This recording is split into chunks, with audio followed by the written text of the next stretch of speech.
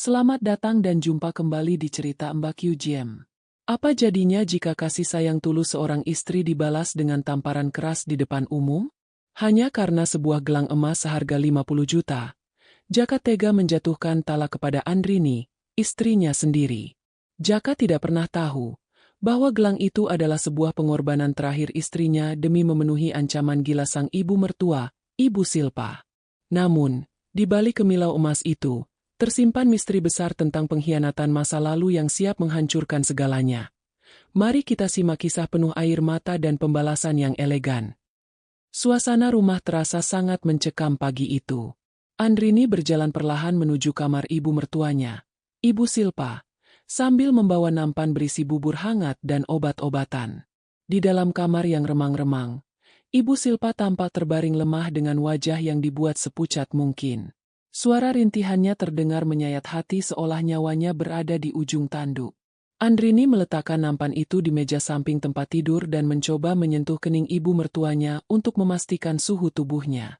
Namun, dengan gerakan cepat yang tidak disangka oleh orang yang mengaku sedang bernafas, Ibu Silpa menepis tangan Andrini. Ibu Silpa menatap Andrini dengan tajam dan penuh kebencian. Sangat jauh dari kesan orang sakit yang selama ini ia tunjukkan di depan anaknya, Jaka Pitana.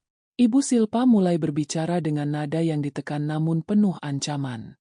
Ia mengatakan bahwa penyakit jantungnya hanya bisa sembuh jika hatinya merasa senang dan tenang. Ia menuntut Andrini untuk membeli sebuah gelang emas murni seberat 100 gram dengan harga 50 juta rupiah. Andrini tersentak mendengar permintaan yang tidak masuk akal itu. Tabungannya dan Jaka sedang dikumpulkan untuk uang muka rumah impian mereka. Dan meminta uang sebanyak itu dalam waktu singkat adalah hal yang mustahil. Namun, Ibu Silpa tidak mau tahu. Ia mulai berteriak histeris dan mengambil botol pembersih lantai yang sengaja ia sembunyikan di bawah bantal. Ia mengancam akan meminum cairan itu jika permintaannya tidak diumumkan pada hari itu juga. Andrini gemetar ketakutan. Ia membayangkan bagaimana reaksi Jaka jika terjadi sesuatu yang buruk pada ibunya saat ia sedang bekerja di kantor sebagai manajer operasional. Ketakutan Andrini bukan tanpa alasan. Jaka Pitana adalah seorang anak yang sangat patuh kepada ibunya. Terkadang kepatuhan itu berubah menjadi kebutaan terhadap fakta. Jaka selalu menganggap ibunya adalah malaikat yang harus dimuliakan. Sementara Andrini seringkali dianggap sebagai orang asing yang terlalu banyak mengeluh. Di tengah tekanan itu, Andrini mencoba memberikan penjelasan bahwa uang mereka belum cukup. Mendengar hal itu, Ibu Silpa semakin menjadi-jadi.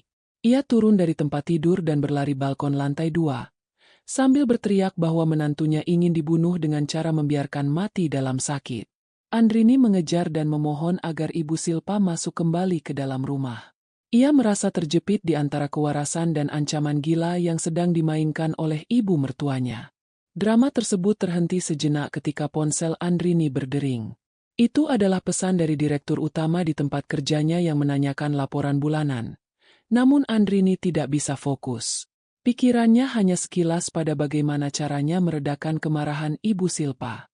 Ibu Silpa akhirnya memberikan ultimatum terakhir bahwa ia hanya memberi waktu sampai sore nanti sebelum Jaka pulang dari kantor.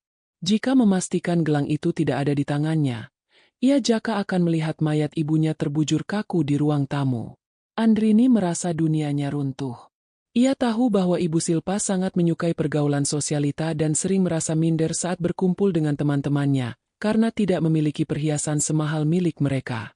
Namun, menggunakan alasan sakit untuk membuat cincang sendiri adalah tindakan yang sangat keji. Andrini kemudian teringat pada kalung emas peninggalan almarhumah ibunya yang selama ini ia simpan rapat-rapat. Itu adalah satu-satunya kenangan yang ia miliki. Namun demi menjaga keutuhan rumah tangganya dan nyawa ibu mertuanya, ia merasa tidak punya pilihan lain. Ia segera bersiap menuju toko emas untuk menjual kalung tersebut dan menambahinya dengan uang simpanan pribadinya. Saat dia hendak keluar rumah, dia berpapasan dengan Pak Tatang, tetangga sebelah yang juga merupakan teman lama keluarga Jaka. Pak Tatang menatap Andrini dengan iba karena dia sering mendengar teriakan-teriakan dari dalam rumah tersebut.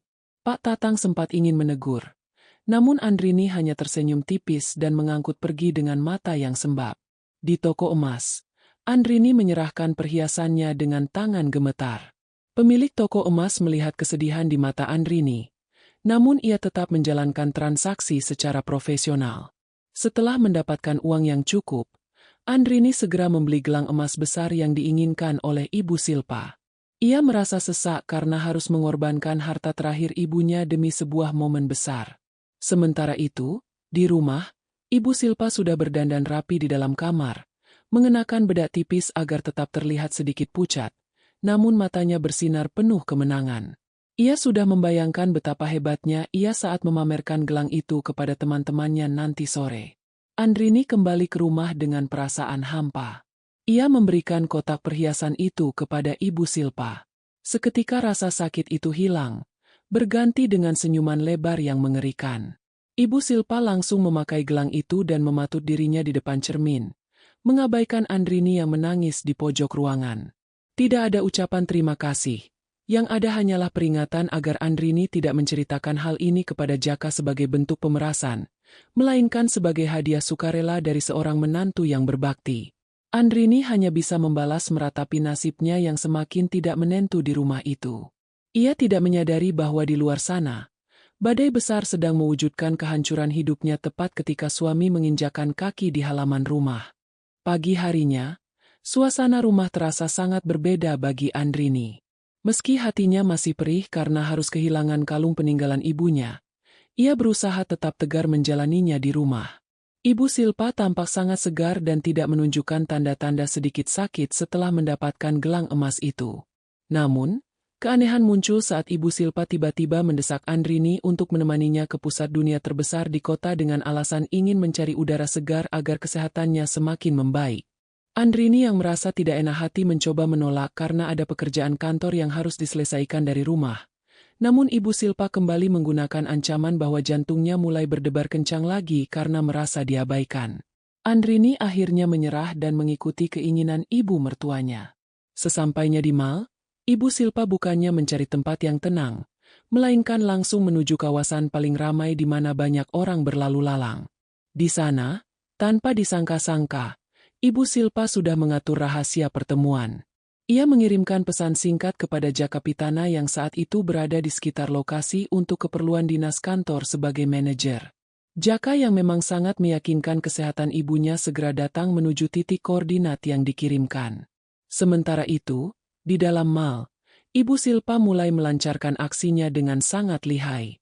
Ia sengaja menarik Andrini masuk ke sebuah butik mewah dan mulai berbicara dengan suara keras yang menarik perhatian pengunjung lain. Ibu Silpa mulai berpura-pura menangis dan memohon kepada Andrini agar jangan memaksanya berjalan jauh karena kakinya sedang sakit. Andrini yang kebingungan mencoba menjelaskan bahwa justru Ibu Silpa yang mengajaknya berkeliling. Namun suara Ibu Silpa semakin histeris. Ia menuduh Andrini memaksanya menjual tanah di kampung hanya demi membelikan gelang emas yang sekarang melingkar di tangan. Orang-orang di sekitar mulai berbisik-bisik dan menatap Andrini dengan pandangan menghina. Andrini merasa sangat malu dan tertekan. Ia mencoba meraih tangan ibu mertuanya untuk mengajaknya pulang. Namun Ibu Silpa justru menghempaskan tubuhnya ke lantai seolah-olah didorong oleh Andrini dengan sangat kasar. Tepat pada saat itulah Jaka Pitana muncul dari balik kerumunan. Ia melihat ibunya tersungkur di lantai sambil memegangi dadanya. Sementara Andrini berdiri di depannya dengan wajah tegang. Tanpa bertanya atau mencari tahu apa yang sebenarnya terjadi, emosi Jaka langsung meledak. Ia berlari menghampiri ibunya dan membantu berdiri. Pandangan mata Jaka berubah menjadi sangat dingin dan penuh amarah istrinya. Di hadapan banyak orang yang sedang menonton drama tersebut, Jaka membentak Andrini dengan suara yang menggelegar. Ia menuduh Andrini sebagai istri yang tidak tahu diri dan tega menyiksa ibu yang sedang sakit hanya demi gengsi semata. Andrini mencoba membela diri dengan suara gemetar, menjelaskan bahwa gelang itu dibeli dengan uang pribadinya dan mengorbankan kalung warisannya. Namun Jaka tidak mau mendengar satu kata pun. Ibu Silpa semakin memperkeruh suasana dengan mengatakan bahwa dia sebenarnya tidak mau membeli perhiasan itu. Tapi Andrini memaksanya agar mereka terlihat kaya di depan teman-teman arisan. Kebohongan yang diucapkan Ibu Silpa sangat lancar seolah sudah dibor berkali-kali. Jaka yang sudah kehilangan akal sehatnya karena hasutan sang ibu, merasa harga dirinya sebagai lelaki diinjak-injak di depan umum. Ia merasa telah salah memilih pendamping hidup yang ternyata memiliki hati sekejam itu kepada orang tuanya. Keriuhan di mal itu menjadi saksi bisu betapa hancurnya perasaan Andrini. Ia menoleh ke arah kerumunan dan melihat Astuti, salah satu rekan kerjanya, menatap dengan wajah penuh ketidakkananan. Namun, Andrini tidak berdaya untuk menjelaskan apapun. Jaka kemudian menarik napas panjang. Wajahnya memerah karena menahan rasa malu dan amarah yang memuncak. Ia menunjuk wajah Andrini dengan tunjuk yang gemetar. Suasana tiba-tiba hening ketika Jaka mengucapkan kata-kata yang paling ditakuti oleh setiap istri. Ia menyatakan bahwa mulai detik ini ia tidak ingin lagi melihat wajah Andrini dan secara resmi menjatuhkan talak ke depan semua orang yang ada di sana. Andrini merasa jantungnya seolah berhenti berdetak.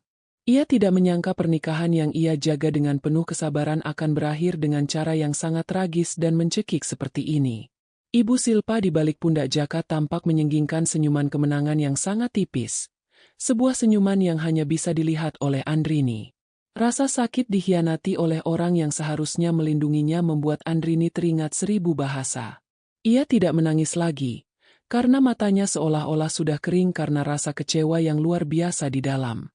Ia hanya menatap Jaka dengan pulang kerja. Sementara suaminya segera memapah Ibu Silpa pergi meninggalkan Andrini sendirian di tengah keramaian pusat perbelanjaan tersebut. Andrini berdiri mematung di tengah pusat dunia-dunia yang masih riuh oleh bisikan orang-orang yang menyaksikan kehancurannya. Kakinya terasa berat. Namun harga dirinya memaksanya untuk melangkah pergi dengan kepala tegak meski hatinya telah hancur berkeping-keping. Ia segera kembali ke rumah untuk mengambil barang-barangnya sebelum Jaka Pitana dan Ibu Silpa sampai. Sesampainya di rumah, dengan tangan yang masih gemetar, Andrini mulai mengemasi pakaiannya ke dalam koper besar.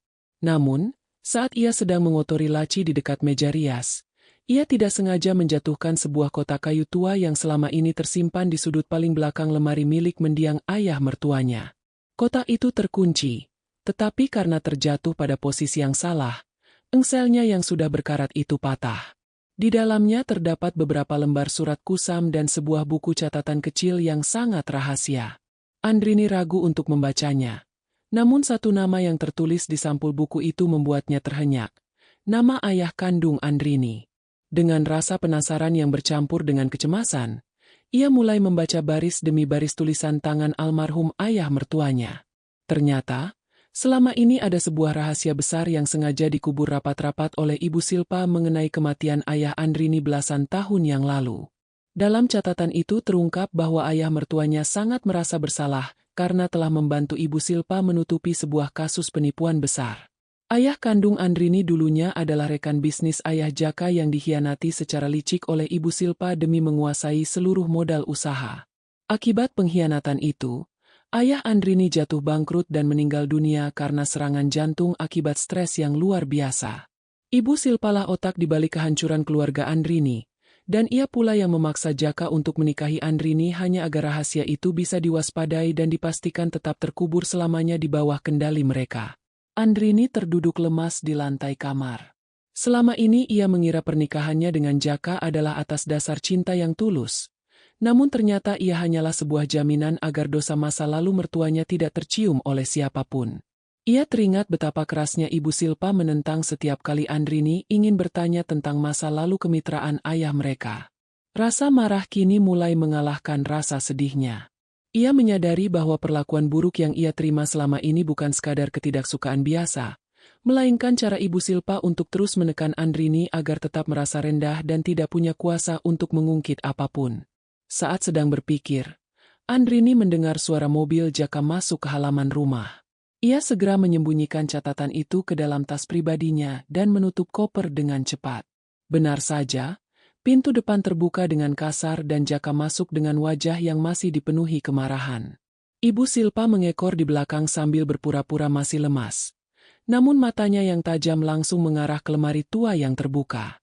Ada kilatan ketakutan di mata ibu mertuanya saat melihat kotak kayu di atas lantai. Namun ia segera menutupinya dengan kemarahan baru, menuduh Andrini mencoba mencuri harta keluarga sebelum pergi. Andrini tidak membalas tuduhan itu dengan teriakan. Ia hanya menatap Ibu Silpa dengan pandangan yang sangat dalam dan penuh makna. Sebuah mewujudkan yang membuat nyali Ibu Silpa tiba-tiba ciut. Jaka memerintahkan Andrini untuk segera mengangkat kaki dari rumah itu tanpa membawa apapun selain pakaian pribadinya. Andrini menarik pembelinya dan berjalan pintu keluar.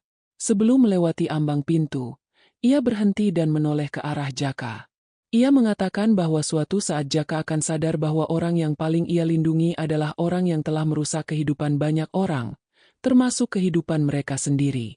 Jaka hanya meremehkan tahu bahwa istrinya kini memegang kunci yang bisa menghancurkan reputasi keluarga mereka selamanya. Andrini keluar dari rumah itu tanpa menoleh lagi, menuju jalanan yang mulai diguyur hujan tipis. Ia teringat pada Pak Tatang yang pernah memberikan isyarat aneh kepadanya beberapa waktu lalu. Andrini merasa perlu berdiskusi dengan tetangganya itu untuk memvalidasi catatan yang baru saja ia temukan. Dengan langkah pasti, ia menuju rumah Pak Tatang, mencari perlindungan sementara sekaligus mencari kebenaran yang sebenarnya tentang siapa sebenarnya Ibu Silpa dan mengapa wanita itu begitu terobsesi dengan uang dan emas. Langkah kaki Andrini terasa berat saat ia mengetuk pintu rumah Pak Tatang. Hujan yang turun semakin deras seolah ikut menangisi nasibnya yang baru saja terusir dari rumah sendiri. Tak lama kemudian, pintu terbuka dan menampakkan wajah Pak Tatang yang terlihat sangat terkejut melihat Andrini berdiri dengan koper besar dan mata yang sembab.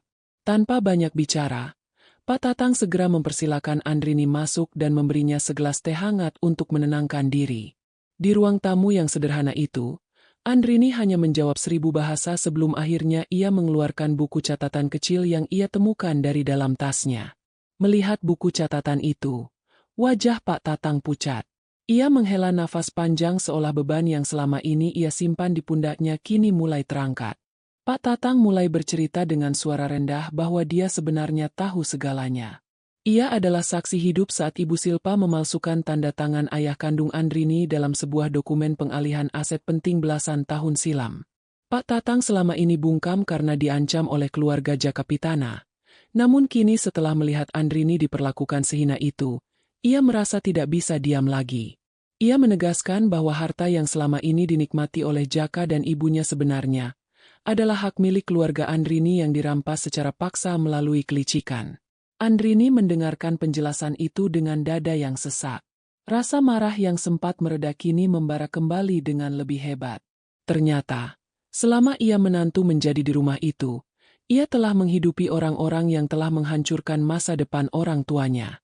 Pak Tatang juga mengungkapkan bahwa Ibu Silpa memiliki hubungan gelap dengan seorang pria bernama Pak Tatang yang lain, seorang maklar tanah licik yang sering membantu mencuci uang hasil penipuan. Fakta ini membuat Andrini sadar bahwa Ibu Silpa bukan sekedar ibu rumah tangga biasa yang haus emas, melainkan seorang kriminal yang sangat terorganisir dalam menjalankan tipu muslihatnya. Di tengah pembicaraan itu, Andrini teringat pada posisi Jakapitana di kantornya. Jaka yang kini menjabat sebagai manajer operasional ternyata mendapatkan modal awal pendidikannya dari sisa-sisa uang hasil penipuan tersebut. Andrini merasa sangat muak menyadari bahwa suami besar dan sukses di atas menderita keluarganya sendiri. Ia bersumpah dalam hati tidak akan membiarkan keadilan tertidur lebih lama lagi. Pak Tatang menawarkan diri untuk membantu Andrini mencari pengacara yang jujur untuk mengurus masalah pengalihan aset ini secara hukum, karena bukti-bukti di dalam catatan buku itu sudah lebih dari cukup untuk menyeret Ibu Silpa ke pengadilan. Namun, Andrini tahu bahwa melawan Ibu Silpa tidak bisa dilakukan dengan terburu-buru. Ia harus menyusun strategi yang rapi, sama rapinya dengan cara ia bekerja sebagai asisten kepercayaan direktur utama di perusahaannya dulu. Ia memutuskan untuk sementara waktu menginap di sebuah kos-kosan sederhana, agar keberadaannya tidak mudah dilacak oleh Jaka maupun Ibu Silpa. Ia ingin mereka merasa menang untuk sesaat sebelum ia menjatuhkan bom yang sebenarnya. Sebelum pamit, Pak Tatang memberikan sebuah pesan penting bahwa ada satu orang lagi yang tahu rahasia ini, yaitu Astuti, yang ternyata adalah mantan sekretaris ayah kandung Andrini sebelum perusahaan itu bangkrut. Kenyataan bahwa Astuti yang ada di sekitarnya memberikan secercah harapan bagi Andrini. Ia segera menghubungi Astuti malam itu juga melalui telepon genggamnya. Astuti yang sejak awal sudah curiga dengan drama di Malta di siang langsung setuju untuk bertemu di sebuah kedai kopi pinggiran kota besok pagi. Astuti mengaku memiliki salinan dokumen asli yang selama ini ia simpan sebagai jaminan keselamatan dirinya. Dengan informasi ini, Andrini merasa memiliki peluru yang sangat mematikan untuk menghancurkan istana yang dibangun oleh Ibu Silpa selama puluhan tahun. Malam itu, di dalam kamar kos yang sempit, Andrini tidak bisa memejamkan mata. Ia memandangi foto almarhum ayahnya yang selalu ia bawa di dalam dompet. Ia berjanji akan mengembalikan nama baik ayahnya dan mengambil kembali apa yang menjadi haknya. Sementara itu, di rumah besar Jaka, suasana tampak sangat ceria. Ibu Silpa terlihat sedang mencoba berbagai macam perhiasan baru di depan cermin, mengabaikan fakta bahwa ia baru saja menghancurkan hidup seorang wanita yang tulus.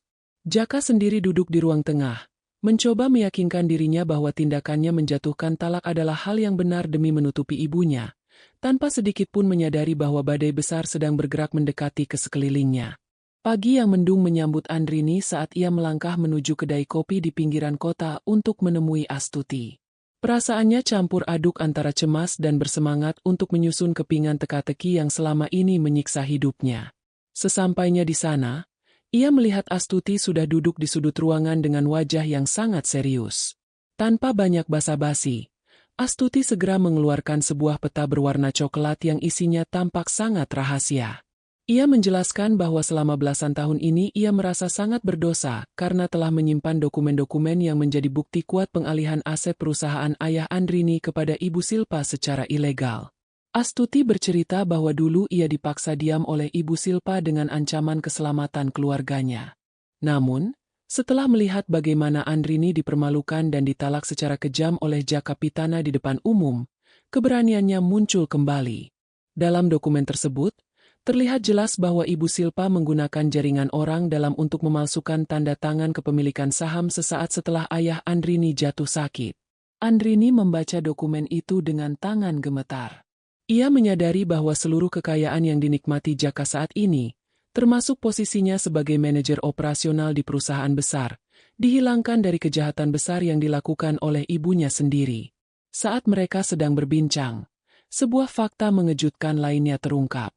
Astuti menceritakan bahwa pria bernama Pak Tatang yang merupakan maklar tanah itu sebenarnya sedang membantu Ibu Silpa untuk menjual rumah yang saat ini ditempati oleh Jaka tanpa sepengetahuan Jaka sendiri. Ibu Silpa berencana melarikan uang hasil penjualan rumah tersebut untuk melunasi hutang-hutang judinya yang semakin menumpuk. Andrini merasa sangat ironis karena Jaka begitu mendewasakan ibunya. Padahal sang ibu sedang bersiap untuk mempertahankannya dan meninggalkannya dalam kemiskinan setelah semua harta terkuras habis.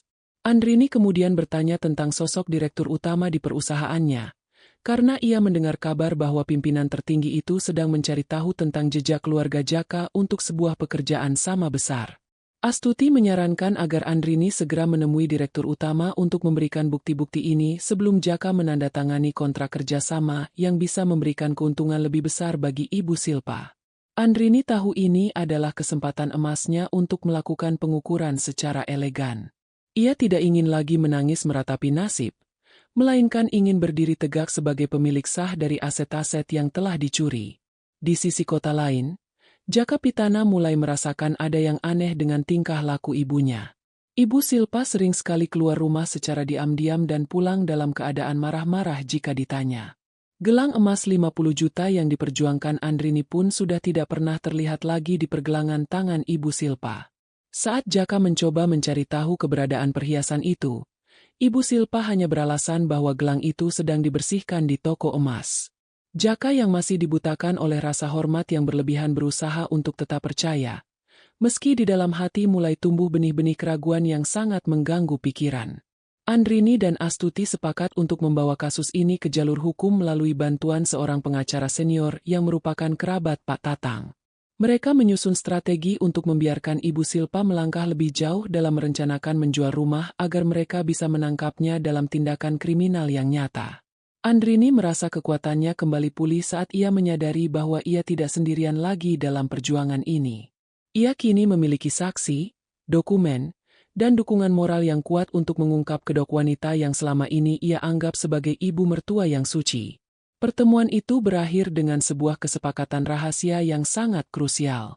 Andrini akan mulai kembali bekerja secara mandiri untuk mengoordinasikan pergerakan Ibu Silpa melalui bantuan jaringan teman-temannya di kantor. Ia ingin melihat sejauh mana Ibu Silpa bisa berakting sebelum panggung sandiwaranya roboh berantakan. Andrini menatap jalanan yang mulai terang oleh sinar matahari, merasa bahwa kebenaran mulai menemukan jalannya sendiri. Ia tidak sabar melihat ekspresi wajah Jaka dan ibunya saat semua gambar besar ini terbongkar di hadapan hukum dan masyarakat luas. Andrini mulai menjalankan rencana dengan ketenangan yang mematikan. Melalui bantuan Astuti, ia mendapatkan akses ke informasi perbankan yang menunjukkan bahwa Ibu Silpa telah mengagunkan sertifikat tanah yang sebenarnya masih atas nama almarhum ayah Andrini. Di sisi lain, kehidupan di rumah besar itu mulai terasa hambar bagi Jaka Pitana. Sejak Andrini pergi, tidak ada lagi yang mengurus keperluan rumah tangga dengan cermat. Jaka seringkali mendapati rumah dalam keadaan berantakan karena Ibu Silpa lebih sibuk berdandan dan keluar rumah dengan alasan pengobatan. Padahal Andrini tahu dari Pak Tatang bahwa mertuanya itu sering terlihat di sebuah tempat berkumpulnya para pemain kelas teri di tepi kota. Kecurigaan Jaka semakin memuncak ketika ia menerima telepon dari kantor pertanahan yang menanyakan konfirmasi mengenai rencana balik nama properti miliknya. Jaka yang merasa tidak pernah mengajukan hal tersebut mencoba bertanya kepada ibunya dengan nada yang sangat hati-hati. Namun, seperti biasanya, Ibu Silpa langsung bereaksi secara dramatis. Ia memegangi dadanya, mengatur napas agar terlihat sesak, dan mulai menuduh Jaka sudah tidak percaya ibu kandungnya sendiri. Ia menangis terseduh-seduh sambil berkata bahwa penyakit jantungnya kambuh karena sikap Jaka yang penuh kualitas. Jaka yang merasa bersalah langsung luluh dan meminta maaf tanpa menyadari bahwa ibunya sedang menyembunyikan surat kuasa palsu di dalam tas mewahnya. Sementara itu, Andrini bertemu dengan direktur utama di sebuah restoran tertutup untuk menyerahkan dokumen-dokumen bukti penipuan yang dilakukan Ibu Silpa. Direktur utama sangat terkejut melihat betapa cepatnya kejahatan yang dilakukan selama belasan tahun. Beliau yang selama ini mengenalkan Jaka sebagai manajer yang cukup kompeten, tidak menyangka bahwa seluruh modal hidup Jaka berasal dari darah dan air mata keluarga Andrini. Direktur utama memberikan dukungan penuh kepada Andrini dan berjanji akan menunda semua bonus serta kenaikan jabatan bagi Jaka sampai masalah hukum ini menjadi terang benderang. Dukungan ini menjadi amunisi tambahan bagi Andrini untuk tetap berdiri tegak di tengah badai. Andrini pun mulai mendekati Pak Tatang Makelar untuk memancing informasi lebih dalam. Dengan berpura-pura menjadi calon pembeli tanah yang tertarik pada aset yang ditawarkan Ibu Silpa, Andrini berhasil mengetahui bahwa Ibu Silpa sangat terdesak oleh hutang kepada rentenir yang jumlahnya hampir mencapai 1 miliar rupiah. Gelang emas 50 juta yang dibeli Andrini ternyata sudah digadaikan hanya 2 jam setelah Andrini menyerahkannya, demi menutupi bunga hutang harian. Kenyataan ini membuat Andrini merasa sangat miris melihat betapa rendahnya moral wanita yang selama ini menuntut untuk selalu dihormati secara berlebihan. Di kantor, Jaka Pitana mulai merasakan tekanan yang luar biasa. Rekan-rekan kerjanya, termasuk Astuti, mulai memberikan hal aneh kepadanya. Beberapa laporan yang ia ajukan seringkali dikembalikan oleh pihak manajemen dengan alasan perlunya peninjauan ulang secara menyeluruh. Jaka yang biasanya sangat percaya diri kini mulai meragukan kemampuannya sendiri. Ia tidak tahu bahwa Andrini sudah mulai menarik semua benang yang selama ini menyelamatkan keberuntungannya. Kegelisahan Jaka mengambil pada satu titik di mana ia merindukan kehadiran Andrini yang selalu menjadi penenang di saat ia sedang stres. Namun harga dirinya yang tinggi mencegahnya untuk mengakui kesalahan. Suatu malam, Jaka mendapati ibunya sedang berbicara melalui telepon dengan nada suara yang kasar dan penuh makian. Ibu Silpa tidak menyadari keberadaan Jaka di balik pintu. Dari percakapan itu, Jaka mendengar ibunya menyebut-nyebut soal gelang emas, hutang, dan ancaman bunuh diri yang ternyata hanya sebuah skenario untuk menghasilkan uang. Jantung Jaka berdegup kencang. Kenyataan pahit mulai menghantam kesadarannya secara perlahan. Namun, sebelum ia sempat melangkah masuk untuk mengkonfrontasi, Ibu Silpa sudah menutup teleponnya dan kembali berakting lemah saat melihat bayangan Jaka di ambang pintu. Andrini yang ikut serta dari jauh melalui laporan Pak Tatang merasa bahwa waktu untuk menyerang balik sudah semakin dekat. Ia mempersiapkan semua laporan kepolisian dengan sangat rinci agar tidak ada celah bagi Ibu Silpa untuk melarikan diri dari jerat hukum.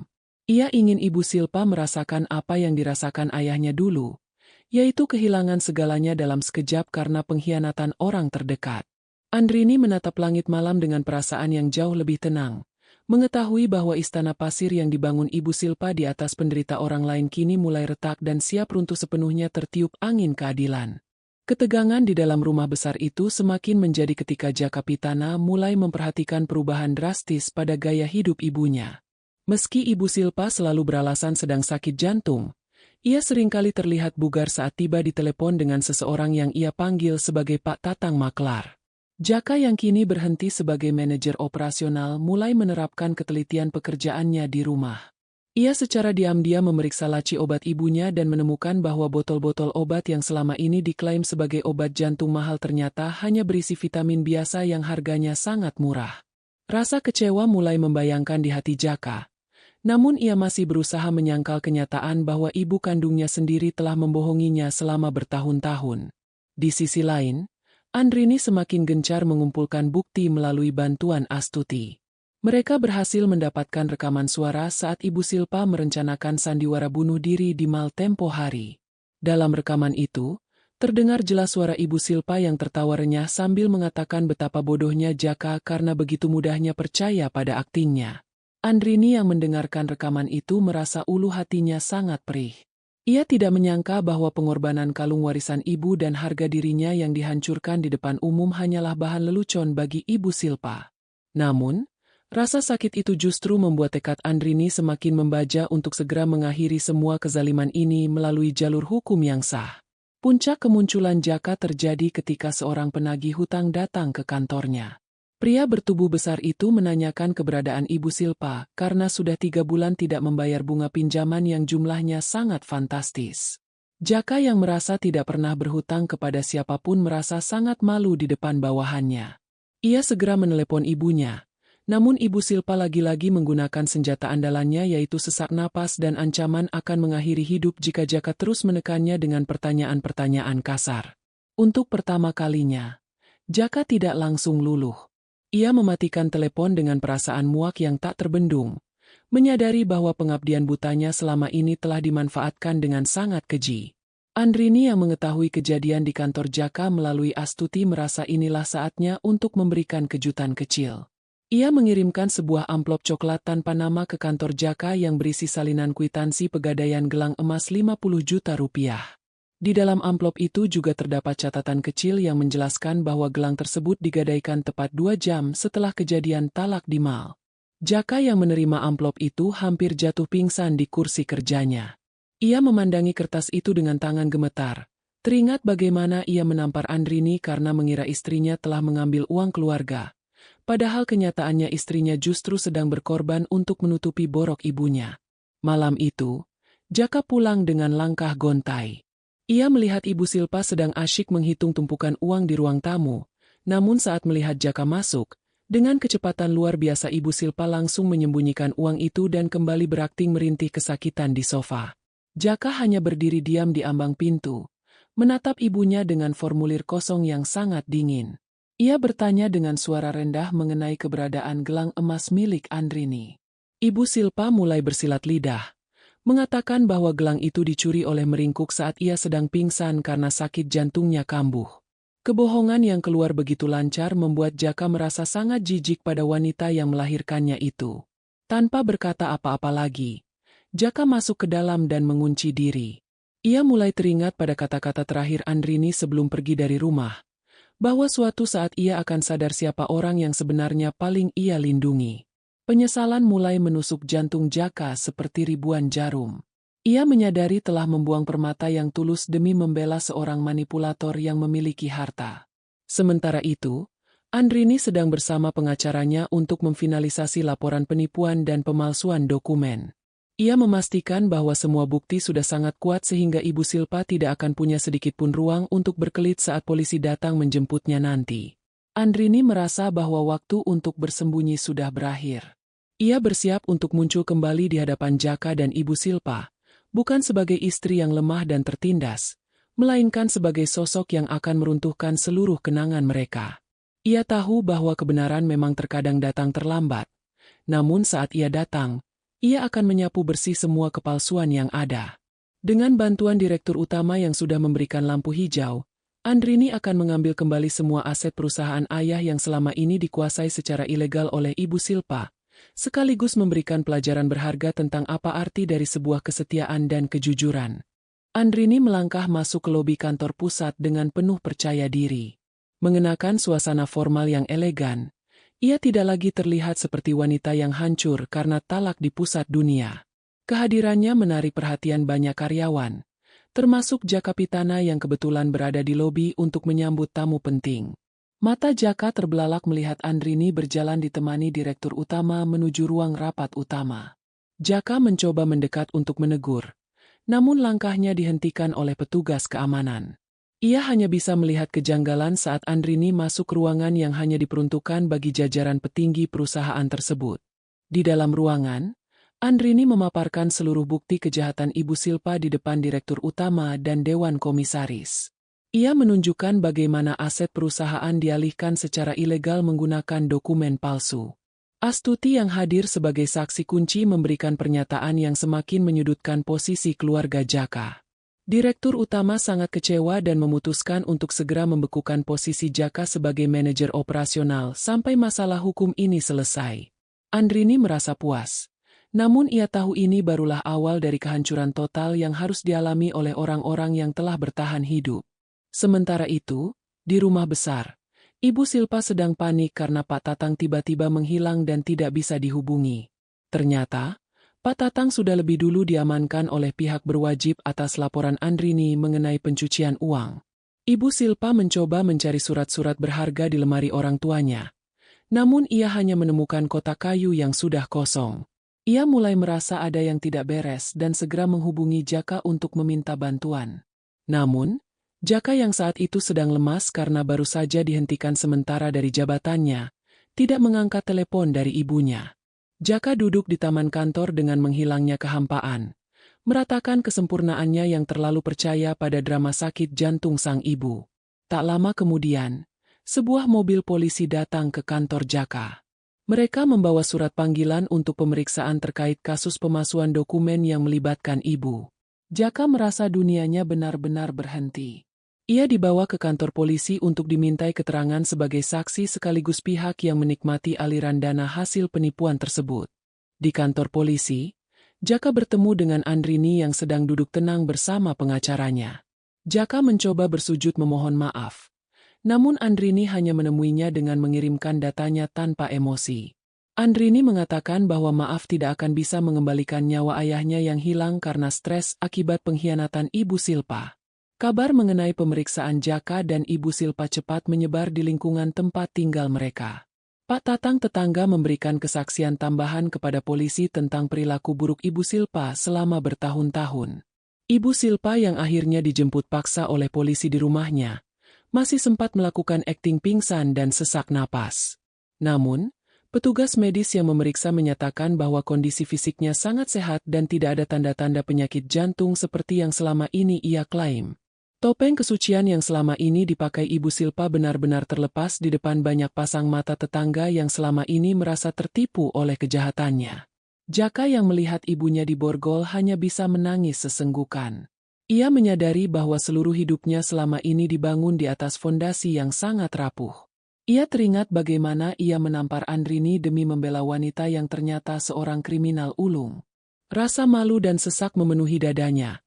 Apalagi saat ia menyadari bahwa semua harta benda mereka, termasuk rumah dan mobil, akan segera dibagikan oleh negara sebagai aset hasil kejahatan untuk dikembalikan kepada ahli waris yang sah, yaitu Andrini. Jaka kini tidak memiliki apa-apa lagi, tidak menduduki jabatan, tidak harta, dan yang paling menyakitkan, ia telah kehilangan cinta tulus dari istrinya. Andrini pulang ke kos-kosannya dengan perasaan yang sangat lega. Ia memandangi langit sore dengan senyuman tipis, merasa bahwa beban berat yang selama ini menghimpitnya mulai terangkat satu persatu. Ia tahu bahwa proses hukum masih panjang, namun kemenangan moral sudah ada di tangan. Ia telah membuktikan bahwa kebenaran tidak akan pernah kalah oleh sandiwara secanggih apapun. Andrini bersiap untuk babak selanjutnya, di mana ia akan membangun kembali kejayaan perusahaan ayahnya dari nol, tanpa ada lagi campur tangan dari orang-orang yang berhati busuk seperti Ibu Silpa dan Jaka Pitana. Proses penyerahan aset dimulai dengan sangat cepat. Andrini berdiri di halaman rumah yang dulu menjadi saksi bisu penderitaannya, mendampingi petugas kepolisian dan pihak kurator. Satu persatu barang mewah yang dibeli dari hasil penipuan ayah diberi garis polisi. Ibu Silpa yang baru saja keluar dari ruang pemeriksaan awal tampak menjerit histeris melihat perabotannya diangkut. Ia kembali mencoba melakukan aksi andalannya, yaitu berpura-pura sesak napas dan ambruk di teras rumah. Namun, kali ini tidak ada satupun orang yang membantunya dengan rasa iba. Para tetangga, termasuk Pak Tatang, hanya menonton dari pertemuan dengan mencemooh. Petugas medis yang berjaga hanya memberikan bantuan oksigen standar tanpa ekspresi berlebihan karena tahu itu hanyalah akting. Jaka Pitana berdiri di pojok halaman dengan pakaian yang kusut. Ia sudah tidak lagi memiliki wibawa sebagai seorang manajer yang disegani. Surat pemecatan tidak hormat dari direktur utama sudah ia terima pagi tadi karena keterlibatannya dalam penggunaan dana ilegal perusahaan. Jaka mencoba mendekati Andrini, berharap ada sedikit celah untuk memohon ampun agar rumah itu tidak disita sepenuhnya. Namun, Andrini bahkan tidak menoleh sedikit pun. Fokusnya hanya pada dokumen-dokumen aset yang sedang divalidasi oleh tim hukum. Andrini kini telah resmi ditunjuk oleh pengadilan sebagai pengelola sementara seluruh aset peninggalan ayahnya yang selama ini dikuasai Ibu Silpa. Kesedihan Jaka berubah menjadi marah saat ia melihat ibunya mulai memaki-maki petugas. Ibu Silpa berteriak bahwa Andrini adalah menantu durhaka yang ingin membunuh ibu mertuanya sendiri. Dalam kemarahannya yang lepas kendali, Ibu Silpa tanpa sengaja berteriak bahwa ia menyesal tidak menghancurkan buku catatan tua itu lebih awal agar Andrini tetap menjadi pelayan di rumahnya selamanya. Perkataan itu disaksikan oleh banyak orang dan dicatat oleh pihak kepolisian sebagai pengakuan tambahan atas niat jahatnya. Jaka yang mendengarnya merasa seperti ditusuk belati tepat di jantungnya. Ia menyadari bahwa ibunya memang tidak pernah menyayangi Andrini, bahkan mungkin tidak pernah menyayangi dirinya dengan tulus, melainkan hanya memanfaatkan posisi Jaka untuk melancarkan ambisi serakahnya. Malam itu, untuk pertama kalinya Jaka dan Ibu Silpa harus tidur di sebuah kontrak sempit yang disediakan oleh kerabat jauh yang masih merasa kasihan. Ruangan itu pengap dan sangat jauh dari kemewahan yang biasa mereka nikmati. Ibu Silpa tidak henti-hentinya mengeluh dan menyalahkan Jaka karena dianggap tidak melindungi ibunya. Ia menuntut Jaka untuk segera mencari uang demi membeli kembali gelang emas yang sudah disita sebagai barang bukti. Jaka yang sudah mencapai batas kesabarannya akhirnya meledak. Ia membentak ibunya dan mengatakan bahwa semua kehancuran ini adalah akibat dari keserakahan dan sandiwara gila yang dilakukan ibunya selama puluhan tahun. Di tempat lain, Andrini mengadakan pertemuan tertutup dengan Astuti untuk membahas masa depan perusahaan. Dengan modal aset yang berhasil diselamatkan, Andrini berencana menghidupkan kembali unit usaha ayahnya yang sempat dimatikan oleh Ibu Silpa. Ia mengundang kembali para karyawan lama yang dulu dipecat secara sepihak untuk bergabung kembali. Semangat Andrini menular ke banyak orang, dan dukungan mengalir deras dari berbagai pihak, termasuk dari direktur utama yang memukau pada ketegaran hati Andrini. Ia tidak lagi dikenal sebagai istri yang terbuang, melainkan sebagai sosok pemimpin perempuan yang tangguh dan cerdas. Keesokan harinya, berita mengenai penangkapan Ibu Silpa atas kasus pemalsuan dokumen dan penipuan besar menjadi tajuk utama di media sosial komunitas mereka. Foto Ibu Silpa saat dijemput paksa menjadi viral, dan banyak korban penipuan lainnya mulai berani bersuara. Ternyata, bukan hanya keluarga Andrini yang menjadi korban, melainkan banyak orang kecil yang uangnya dikuras melalui maklar tanah Pak Tatang. Andrini merasa bahwa langkahnya melaporkan masalah ini telah membuka kotak Pandora yang selama ini tertutup rapat. Keadilan yang ia perjuangkan ternyata membawa dampak positif bagi banyak orang lain yang juga terzalimi. Andrini menemui makam ayahnya di sore hari yang tenang. Sambil meletakkan bunga segar, ia berbisik bahwa ia akan mengembalikan kehormatan keluarga sudah hampir selesai. Ia merasakan ada kedamaian yang luar biasa di dalam hatinya, sesuatu yang tidak pernah ia rasakan selama bertahun-tahun hidup di bawah bayang-bayang Ibu Silpa. Meski Jaka terus mengirimkan pesan singkat berisi permohonan maaf dan keinginan untuk rujuk, Andrini sudah memantapkan hati. Baginya, luka yang diberikan Jaka di pusat dunia-dunia itu terlalu dalam untuk disembuhkan hanya dengan kata-kata. Ia memilih untuk berjalan maju menuju masa depan yang cerah, meninggalkan semua kenangan pahit di belakangnya. Proses hukum berjalan begitu cepat dan tanpa ampun bagi mereka yang telah menyebarkannya. Ibu Silpa akhirnya resmi ditetapkan sebagai tersangka utama dalam kasus pemalsuan dokumen dan penggelapan aset milik keluarga Andrini. Saat konferensi perdana digelar, Ibu Silpa masih mencoba melakukan sandiwara terakhirnya. Ia datang menggunakan kursi roda dengan selang oksigen yang menempel di hidungnya, berusaha memancing simpati hakim dan pengunjung sidang.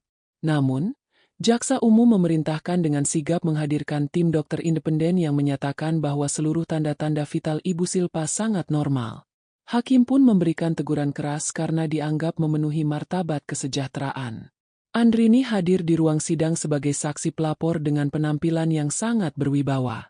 Ia duduk di kursi saksi dan menceritakan secara lugas bagaimana ia diperas, diancam dengan skenario bunuh diri, hingga akhirnya diusir dan ditalak hanya karena sebuah gelang emas yang sebenarnya digunakan untuk menutupi hutang judi.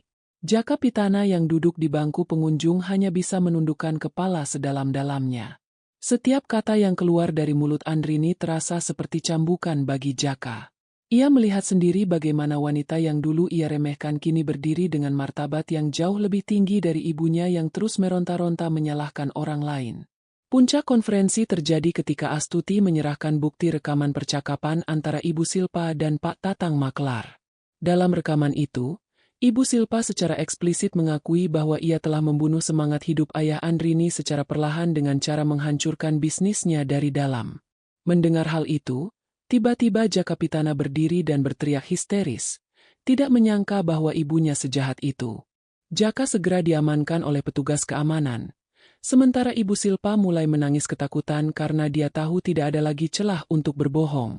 Seluruh aset yang tersisa kini diperintahkan oleh hakim untuk segera diserahkan sepenuhnya kepada Andrini sebagai ahli waris tunggal yang sah. Setelah sidang berakhir, Jaka mengejar Andrini hingga ke parkiran pengadilan. Dengan wajah yang sudah basah oleh air mata, Jaka berlutut di aspal, memohon agar Andrini memberikan satu kesempatan lagi.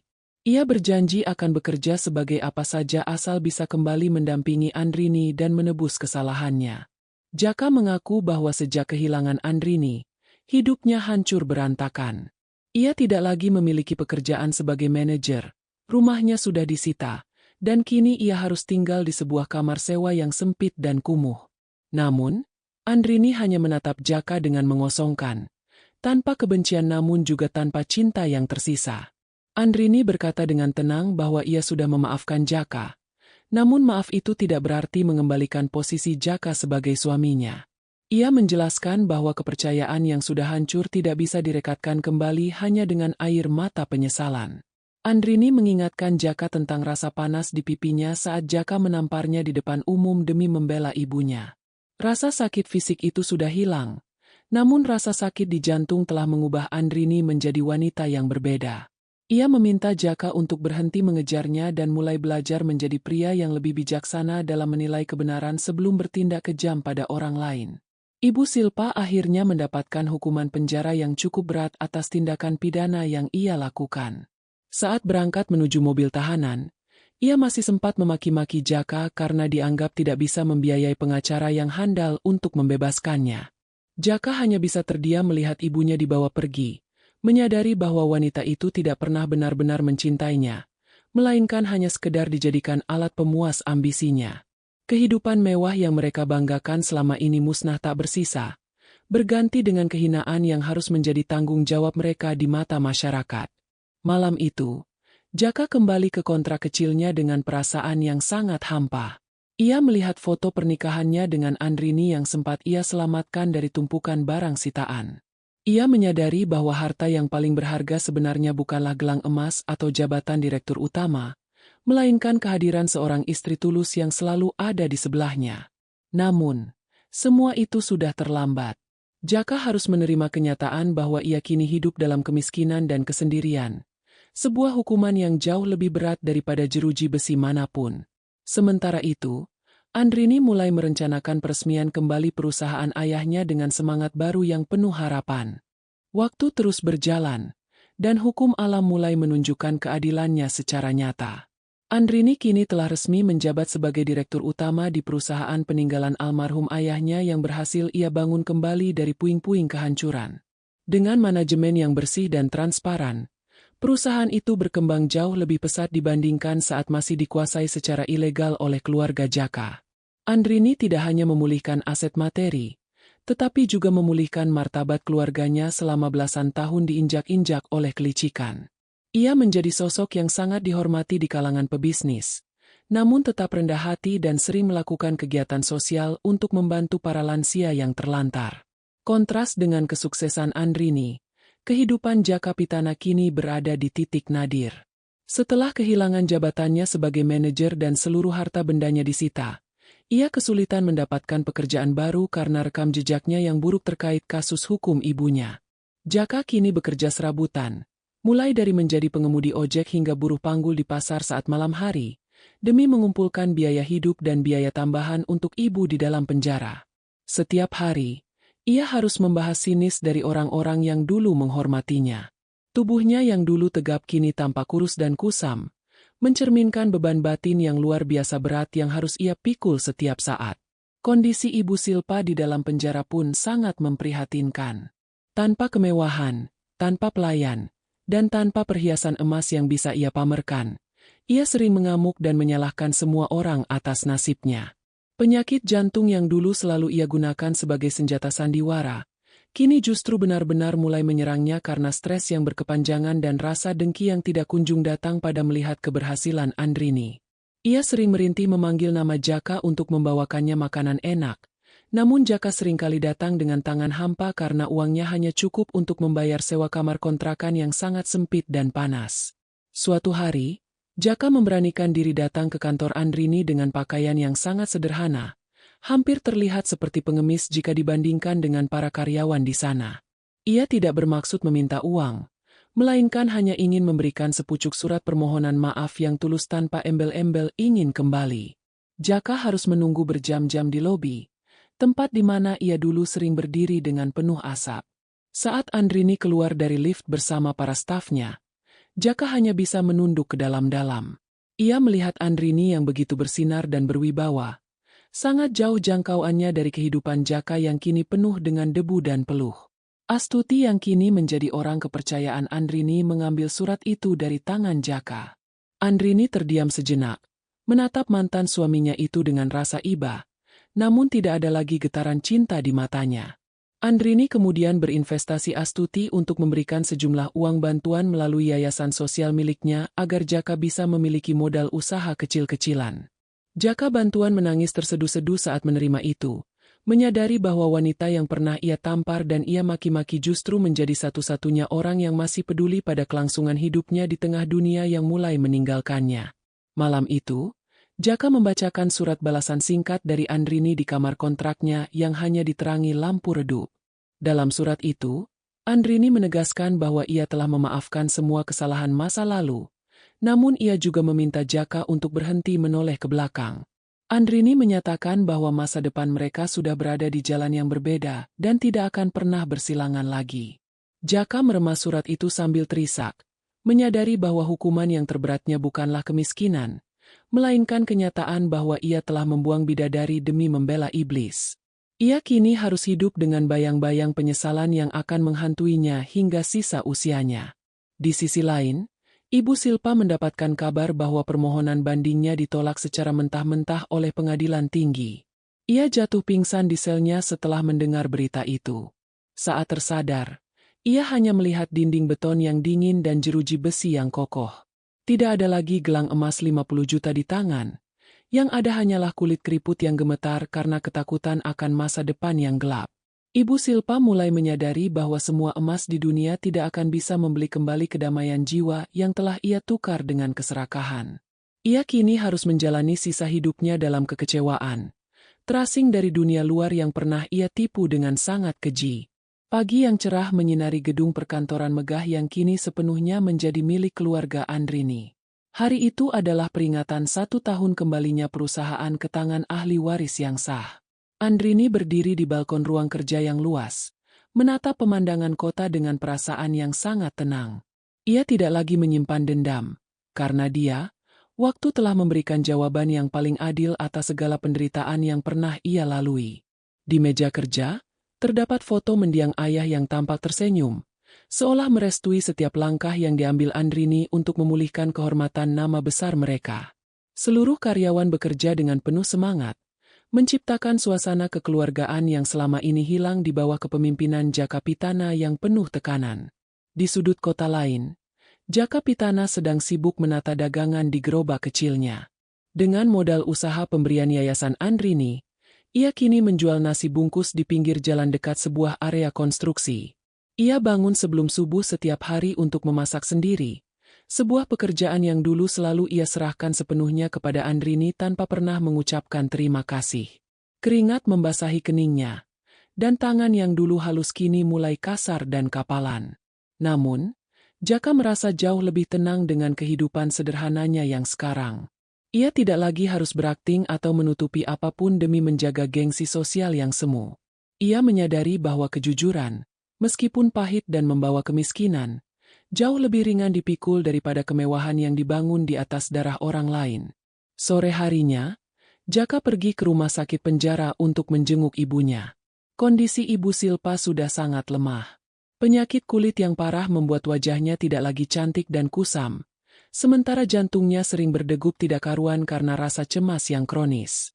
Ibu Silpa yang dulu selalu meminta emas, kini hanya bisa meminta sesuap nasi dari tangan anaknya. Ia sudah tidak punya kekuatan lagi untuk berteriak atau memaki.